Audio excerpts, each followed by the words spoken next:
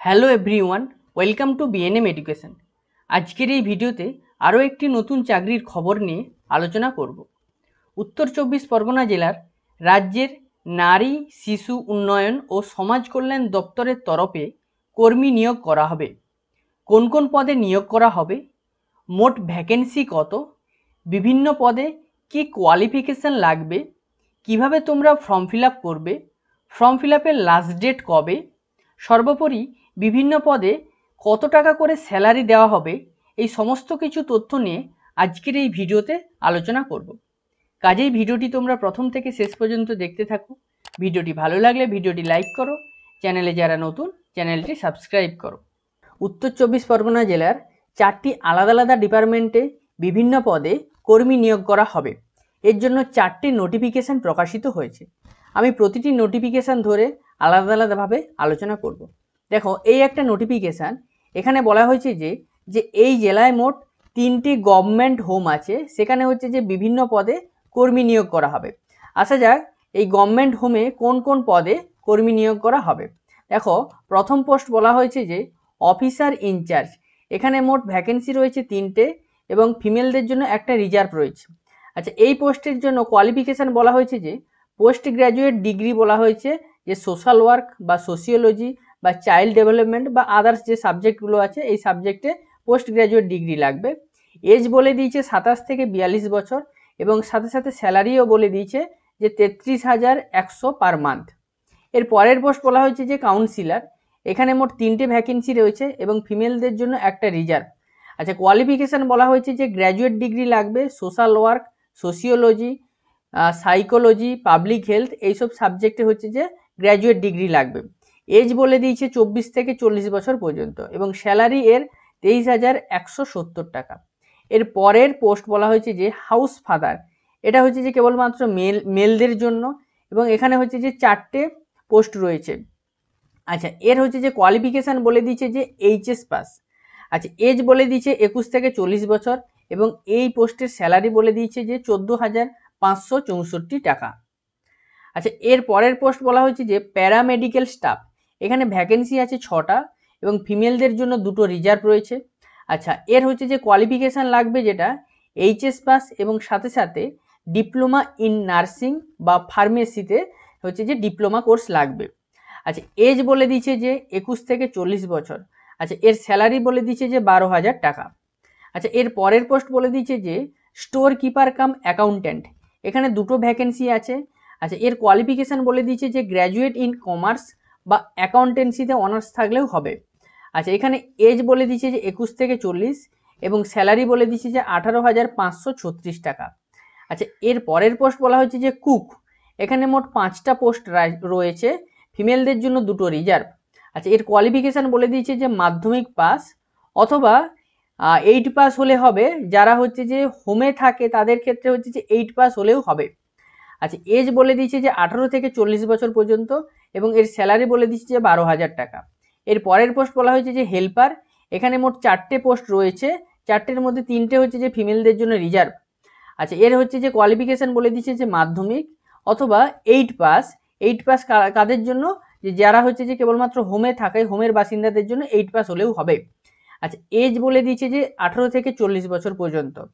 আচ্ছা, এবং স্যালারি বলে দিচ্ছে যে 12,000 টাকা। এর পরের পোস্ট হচ্ছে যে হাউসকিপার। এখানে হচ্ছে যে মোট 4টে পোস্ট রয়েছে, 3টে পোস্ট ফিমেলদের জন্য রিজার্ভ।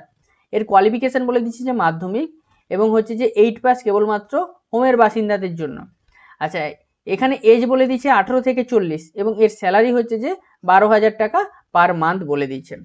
আচ্ছা, এবার আসা যাক যে এইসব পোস্টে যে যে কর্মী নিয়োগ করা হবে, কিভাবে কর্মী নিয়োগ করা হবে।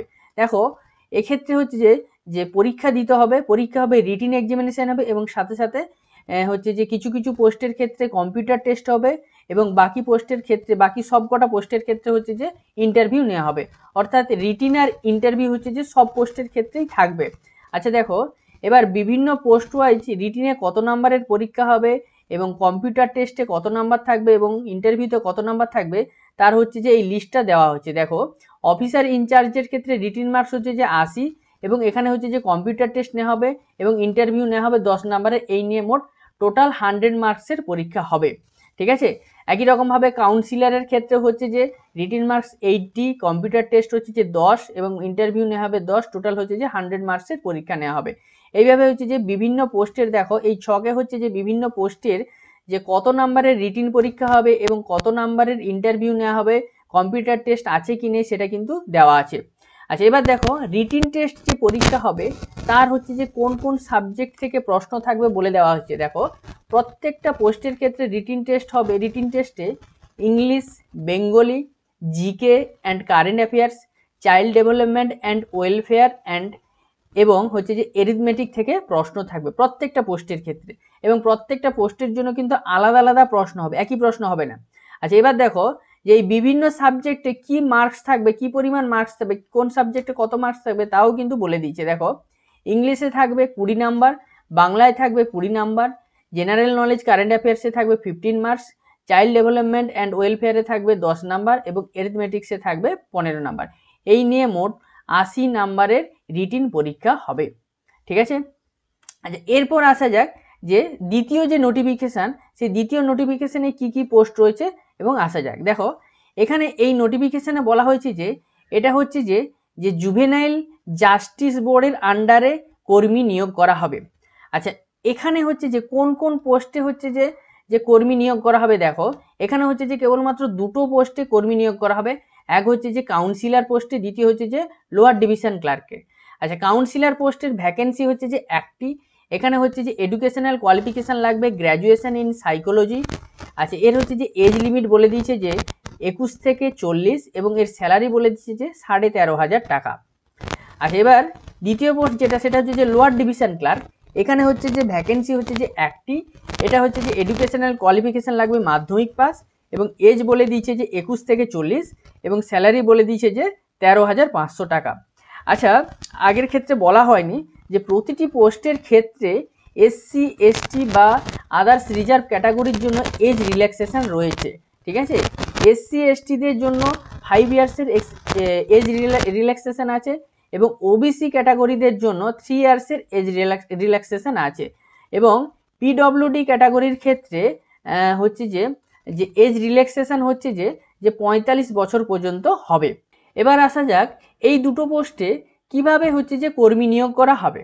দেখো এখানেও হচ্ছে যে একই রকমভাবে যে রিটিন পরীক্ষা হবে এবং সাথে সাথে ইন্টারভিউ হবে এবং কম্পিউটার টেস্ট হবে। দেখো যে এই দুটো পোস্টের জন্য রিটিন পরীক্ষা হবে 80 নাম্বারের এবং কম্পিউটার টেস্ট হচ্ছে যে 10 নাম্বারের এবং ইন্টারভিউ নেওয়া হবে 10 নাম্বার করে, মোট হচ্ছে যে 100 মার্কসের পরীক্ষা হবে। এবং রিটিন এক্সামে যে সাবজেক্ট থেকে প্রশ্ন আসবে সেটাও বলে দেওয়া হয়েছে, Bengali, English, arithmetics, general knowledge and current affairs, child development and social welfare এবং হচ্ছে যে সাবজেক্ট ওয়াইজ যে মার্কস থাকবে সেই মার্কসও কিন্তু এখানে বলে দেওয়া হয়েছে। এরপরের আসা যাক যে পরের নোটিফিকেশান। দেখো এই নোটিফিকেশানে বলা হয়েছে যে এখানে হচ্ছে যে কর্মী নিয়োগ করা হবে যে কোন ডিপার্টমেন্টে, মেল ভার্গ্যান্ট হোম, এই ডিপার্টমেন্টে হচ্ছে যে কর্মী নিয়োগ করা হবে। এবার আসা যাক এখানে কোন কোন পদে কর্মী নিয়োগ করা হবে। এখানে দেখো প্রথম পোস্ট বলে দিয়েছে যে নার্সে হচ্ছে যে কর্মী নিয়োগ করা হবে, মেল নার্স, অবশ্যই মেল নার্স। ঠিক আছে, এবং সেখানে হচ্ছে যে ভ্যাকেন্সি বলে দিচ্ছে একটি। আচ্ছা, এর হচ্ছে যে কোয়ালিফিকেশান বলে দিয়েছে যে পাস দ্য স্কুল ফাইনাল, অর্থাৎ হচ্ছে যে এইচএস অবশ্যই পাস করতে হবে এবং এজ লিমিট বলে দিচ্ছে যে 18 থেকে হচ্ছে যে 39 পর্যন্ত এবং এর হচ্ছে যে স্যালারি বলে দিচ্ছে যে 18,000 টাকা। এর পরের পোস্ট বলে দিচ্ছে যে জুনিয়র সোশ্যাল ওয়ার্কার। এখানে হচ্ছে যে ভ্যাকেন্সি হচ্ছে যে একটি। এখানেও একই রকমভাবে এইচএস পাস করতে হবে এবং এর এজ লিমিট বলে দিচ্ছে যে 18 থেকে 39 এবং স্যালারি বলে দিচ্ছে যে 12,000 টাকা। একই রকমভাবে এখানেও কিন্তু নিয়োগ করা হবে যে রিটিন এক্সাম এবং ইন্টারভিউ এবং কম্পিউটার টেস্টের মাধ্যমে এখানেও কিন্তু নিয়োগ করা হবে।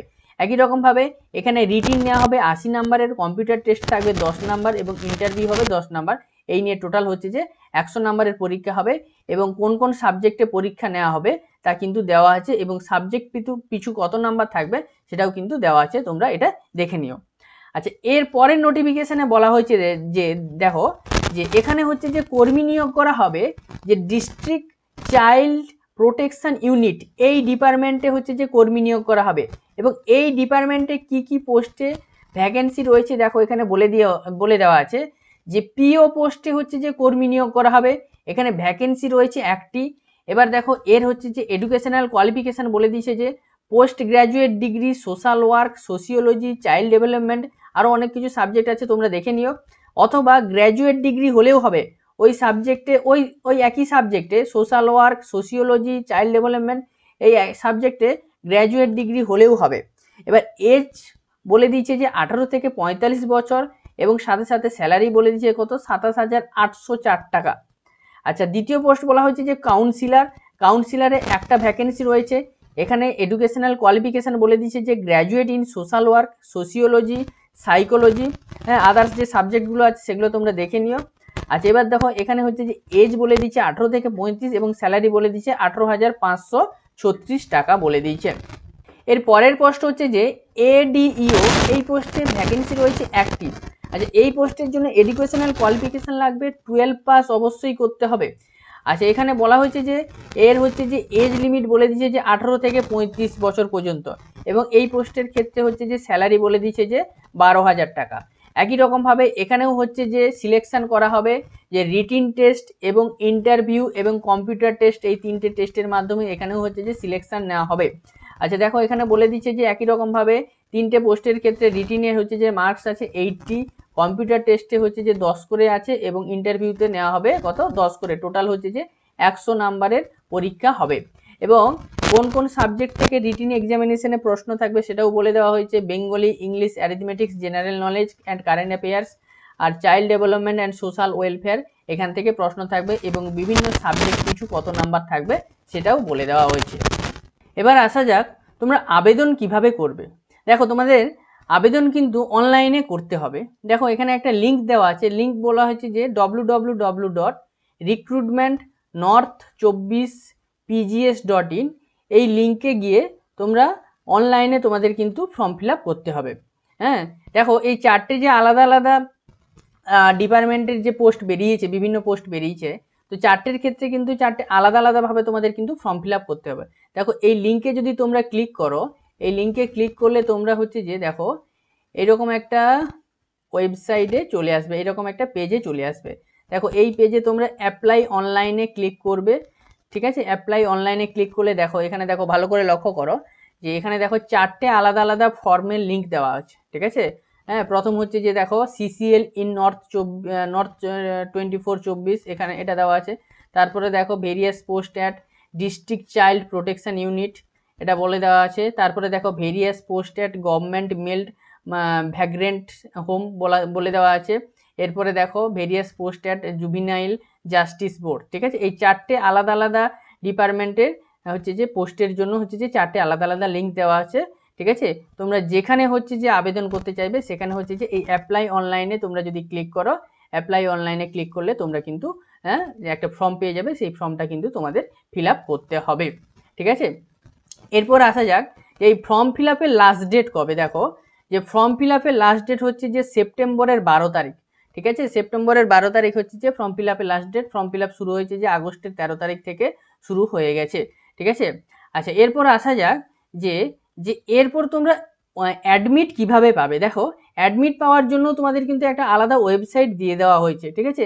এটা হচ্ছে যে নর্থ 24 পরগনার যে ডিস্ট্রিক্টের যে অফিসিয়াল ওয়েবসাইট, সেটাই হচ্ছে যে সেখান থেকে তোমরা কিন্তু অ্যাডমিটের কবে অ্যাডমিট দেওয়া হবে বা কবে ইন্টারভিউ হবে এই সমস্ত কিছু তথ্য কিন্তু তোমরা পেয়ে যাবে। এবং ওই ওয়েবসাইটটা হচ্ছে যে www.north24parganas.gov.in, ঠিক আছে। এই ওয়েবসাইট থেকে কিন্তু তোমরা সমস্ত কিছু তথ্য এবং এমনকি যে অ্যাডমিট কার্ড, যে রিটিন পরীক্ষার যে অ্যাডমিট কার্ড, সেটাও কিন্তু তোমরা ডাউনলোড করতে পারবে। আশা করি তোমাদের ভিডিওটি ভালো লেগেছে। ভালো থাকো, সুস্থ থাকো, অনেক অনেক ধন্যবাদ।